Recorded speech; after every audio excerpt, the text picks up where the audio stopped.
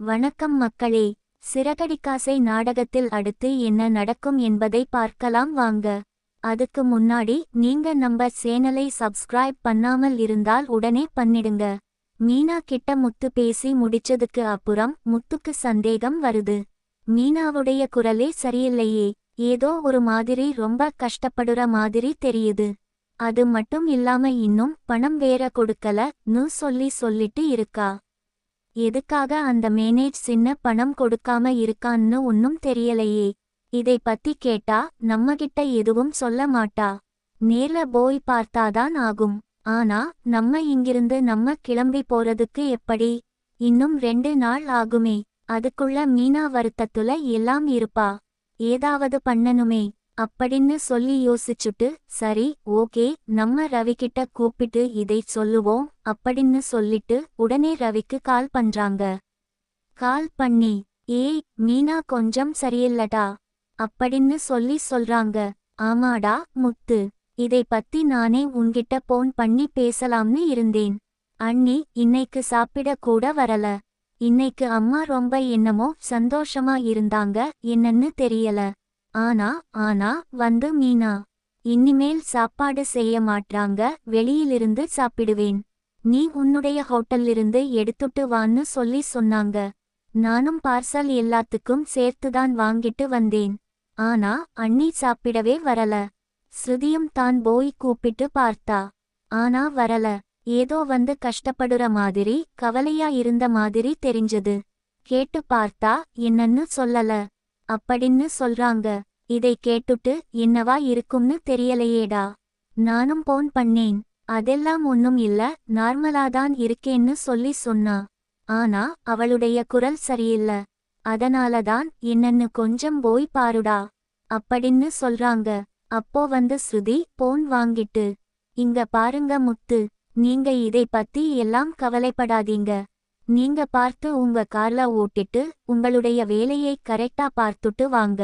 நாங்க நம்ம மீனாவை நான் பார்த்துக்கிறோம் அப்படின்னு சொல்லிட்டு அடுத்ததா மீனா கிட்ட பேசுறதுக்காக ஸ்ருதியும் ரவியும் போறாங்க. அங்க போன உடனே மீனா கண் கலங்கி இருக்காங்க. இதை பார்த்துட்டு, என்னாச்சு மீனா அப்படின்னு கேக்குறாங்க. அதெல்லாம் ஒன்னும் இல்லைங்களேங்க, நீங்க 2 பேரும் தூங்கலையே இன்னும் அப்படின்னு கேக்குறாங்க. நாங்க 2 பேரும் படம் பார்த்துட்டு மூவி பார்த்துட்டு தான் இருந்தோம். கரெக்டா முத்து இப்பதான் கால் பண்ணாரு. நீங்க கொஞ்சம் சரியில்லைன்னு சொன்னாங்க. என்னதான் உங்களுக்கு பிரச்சனை? இங்க பாருங்க, ஒன்னும் இல்லைன்னு மட்டும் சமாளிக்காதீங்க.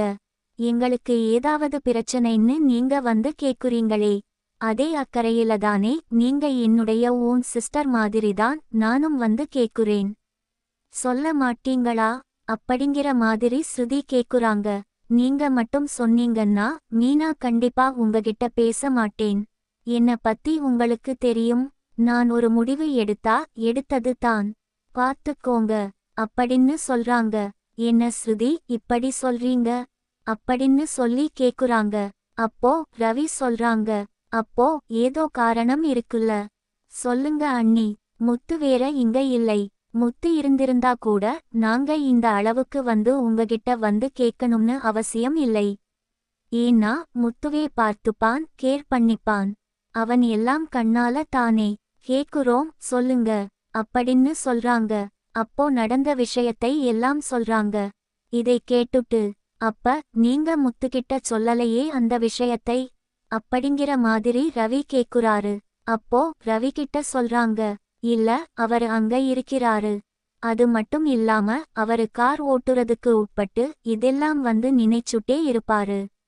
அது மாதிரி மட்டும் இல்லாம வந்து இங்க கோவத்துல ஏதாவது மேனேஜர் பண்ணிட்டா என்ன பண்றது? அவருக்கு தான் ரொம்ப கோவம் வரும்ல அப்படின்னு சொல்றாங்க. அண்ணி நீங்க சொல்றதும் கரெக்ட் தான். இருந்தாலும் முத்து வர்றதுக்குள்ள இந்த பிரச்சனையை நம்ம சால்வ் பண்ணுவோம் அப்படின்னு சொல்றாங்க. என்ன பண்றதுன்னு தெரியலையே அப்படின்னு யோசிச்சுட்டு இருக்கறப்ப ஏதாவது ஐடியா கிடைக்கும். ஆனா இதை பத்தி நீங்க கவலைப்படாதீங்க. நீங்க நேர்மையா இருப்பீங்க. நேர்மையா இருக்கிற பணம் என்னைக்குமே வீண் போகாது. கண்டிப்பா நமக்கு வந்து சேரும். ஆனா சில தடங்கள் வரத்தான் செய்யும் அப்படின்னு சொல்றாங்க. ஆனா எனக்கு இதுல ஒருத்தங்க மேல ரொம்பவே சந்தேகமா இருக்கு. இதெல்லாம் அவங்களுடைய வேலையாதான் இருக்கும் அப்படின்னு சொல்றாங்க. யாரு அப்படின்னு சொல்லி கேக்குறாங்க. அதான் அந்த சிந்தாமணி ன்னு சொல்லிட்டு என் தொழிலுக்கு போட்டியா இருக்காங்க. அவங்க ரொம்ப நாளா இந்த தொழில் இருப்பாங்க போல இருக்கு. நான் வளர்ந்து வர்றதை பார்த்துட்டு அவங்களுக்கு பிடிக்கல அப்படின்னு சொல்றாங்க. அப்போ ஸ்ருதி சொல்றாங்க, இங்க பாருங்க, தொழில் புதுசா ஆரம்பிச்சீங்கன்னா கண்டிப்பா போட்டி வரத்தான் செய்யும். அதெல்லாம் பார்த்து நம்ம வந்து பயந்து ஓட்டிரக்கூடாது. நீங்க திரும்ப வரக்கூடாதுன்னு சொல்லிட்டுதான் உங்களை. நீங்க வளர்ந்து வரேன்னு சொல்லி உங்களுடைய வளர்ச்சியை பார்த்து பயந்துதான் அவங்க இப்படி எல்லாம் பண்ணிட்டு இருக்காங்க. ஆனா அதுக்கெல்லாம் நம்ம ஒருபோதும் இடத்தை கொடுத்துற கூடாது. வெயிட் பண்ணுங்க, ஏதாவது யோசிப்போம் அப்படின்னு சொல்லிட்டு நீங்க கவலைப்படாம தூங்குங்க, காலையில பார்த்துக்கலாம் அப்படின்னு சொல்லிட்டு 2 பேரும் ஸ்ருதியும் ரவியும் போயிடுறாங்க. அப்போ ஸ்ருதி ரவிகிட்ட சொல்றாங்க, ஏதாவது பண்ணணும்டா. கண்டிப்பா 1,75,000 ரூபாய் மீனாக்கு திரும்ப நம்ம வாங்கி கொடுத்தே ஆகணும். உங்களுக்கு கண்டிப்பா நம்ம ஹெல்ப் பண்ணணும் அப்படின்னு சொல்றாங்க. கண்டிப்பா பண்ணலாம் அப்படின்னு சொல்லிட்டு போயிடுறாங்க. அடுத்த நாள் மீனா அவங்க அம்மா வீட்டுக்கு கிளம்பி போறாங்க. அங்க போயிட்டு நடந்த விஷயத்தை எல்லாம் சொல்றாங்க. அவங்க அம்மா சொல்றாங்க, என்னடி இது அப்படின்னு சொல்லிட்டு. அப்போ சீதாவும் கேக்குறாங்க, என்னக்கா இப்படி கூட பண்ணுவாங்களா அப்படின்னு சொல்லிட்டு. நம்பிக்கையின் பேர்லதான் நம்ம போய் எல்லா டெக்கரேஷனும் பண்ணி கொடுக்கிறோம். கடைசில பணம் கொடுப்பாங்கன்னு நினைச்சா கடைசில இப்படி பண்ணிட்டாங்க பாரு. பாண்டுல வேற சைன் வாங்கி நீ என்னை ஏமாத்திட்டாங்க அப்படின்னு சொல்லிட்டு இருக்காங்க. அக்கா நீங்க கவலைப்படாத அக்கா, அந்த மேனேஜர் தான். நான் போய் பார்த்துக்கிறேன். பசங்களை கூட்டிட்டு போய் என்ன பேசி எப்படி திட்டி எப்படி வாங்கணுமோ 2 தட்டு தட்டுனா கொடுக்க போறான் அப்படிங்கிற மாதிரி சொல்லிட்டு இருக்காங்க. டேய் சத்யா, கொஞ்சம் அமைதியா இருடா. உனக்கு பாரு, ஃபைனல் செமஸ்டர் வந்துருச்சு. ஆல்ரெடி நீ சிட்டில தான் இப்படித்தான் வேலை பார்த்துட்டு இருந்த. வேற பிரச்சனை வந்திருக்கும். அதனால இப்பதான் கொஞ்சம் ஒழுங்கா போயிட்டு இருக்கற. நீ கொஞ்சம் அமைதியா இருடா. நான் என்ன பண்ணணும்னு எனக்கு ஐடியா இருக்கு அப்படின்னு சொல்றாங்க. என்னக்கா பண்ண போற அப்படின்னு சொல்லி கேக்குறாங்க. அதுவா, அதுக்கு ஐடியா இருக்கு அப்படின்னு சொல்லிட்டு ஸ்ருதிக்கு கால் பண்ணி வர சொல்றாங்க. ஸ்ருதி வந்துறாங்க. இங்க பாருங்க ஸ்ருதி, நான் சொல்ற மாதிரி நீங்க போய் சொல்லுங்க. அந்த மண்டபத்துல நீங்க ஃபங்க்ஷன் வைக்கிற மாதிரி பேசுங்க. டெக்கரேஷன் முன்னாடி பண்ணதெல்லாம் போட்டோஸ் காமிக்க சொல்லுங்க. காமிக்க சொன்னது மட்டும் இல்லாம இது யாரு பண்ணாங்கன்னு சொல்லிட்டு ஆர்டர் எடுத்தாங்கன்னு சொல்லி கேளுங்க அப்படின்னு சொல்றாங்க. அதே போல ஸ்ருதியும் ரவியும் 2 பேருமே போறாங்க. போயிட்டு மண்டபத்துல இந்த டெக்கரேஷன்ல கொஞ்சம் காமிங்க மாடல்ஸ், நாங்க வந்து கல்யாண டேட் புக் பண்ணணும். அது மட்டும் இல்லாம என்னன்னு சொல்லிட்டீங்கன்னா அதுக்கு தகுந்த மாதிரி நாங்க பணம் ரெடி பண்றதுக்கு வசதியா இருக்கும் அப்படின்னு சொல்றாங்க. அப்படிங்களா அப்படின்னு சொல்லிட்டு 2-3 போட்டோல எடுத்து காமிக்கிறாங்க. அது கடைசியா பண்ண மீனா பண்ண டெக்கரேஷன் இருக்கு. இது நல்லா இருக்கே, இது எவ்வளவுங்க ஆச்சு அப்படின்னு சொல்லி கேக்குறாங்க. பார்த்த உடனே நினைக்கிறாரு மேனேஜர், ஆமா அந்த பொண்ணு. அப்படி இப்படின்னு நம்ம அந்த பொண்ணுகிட்ட சண்டை போட்டாலும் அந்த பொண்ணோட வேலை நல்லாதான் இருந்தது. சிந்தாமணியை கம்பேர் பண்றப்போ சரி ஓகே, எதுக்கும் பணத்தை செய்தியே சொல்லி வைப்போம் அப்படின்னு சொல்லிட்டு இந்திய ரூபாய் 25 லட்சம் ரூபாய் அப்படின்னு சொல்றாங்க. சரிங்க, 25 லட்சம் ரூபாய். ஓகே, பட்ஜெட் எனக்கு ஓகே. ஆனா வந்து இது யாரு பண்ணா, அவங்களுடைய கான்டாக்ட் அட்ரஸ் எனக்கு டீடைல்ஸ் கொடுக்குறீங்களா அப்படின்னு சொல்லி கேக்குறாங்க.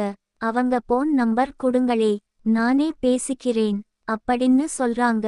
ஏங்க, நீங்களே பேசிக்கிட்டீங்கன்னா நாங்க எதுக்கு இருக்கோம் அப்படின்னு சொல்றாங்க. சரிங்க, அவங்க பேரையாவது சொல்லுங்க. யாருங்க அப்படின்னு சொல்லி கேக்குறாங்க. அப்போ ரவியும் சொல்றாங்க, ஏங்க, அவங்க வீட்டுக்காக நாங்க போக போறோம். சும்மா அவங்க கான்டாக்ட் தான் கேட்க போறோம்.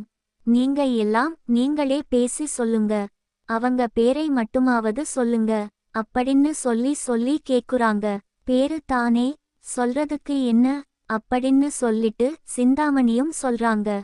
உண்மையாலுமே இவங்க சிந்தாமணி இவங்கதான் பண்ணாங்களா அப்படின்னு சொல்லி கேக்குறாங்க. இங்க பாருங்க, எங்க மண்டபத்துல பண்ற எல்லா ஆர்டருமே சிந்தாமணி ஆர்டர் தான் அப்படின்னு சொல்றாங்க. இது எல்லாத்தையும் ரவி ரெக்கார்டும் பண்ணிக்கிறாங்க. அதுக்கு கொண்டு போய் மீனாவுக்கு கொடுக்குறாங்க. மீனா சொல்றாங்க, நான் தான் சொன்னேன்ல, அந்த ஒரு ப்ரூ போதும், பணத்தை நான் எப்படி திரும்ப வாங்குறேன் பாருங்க.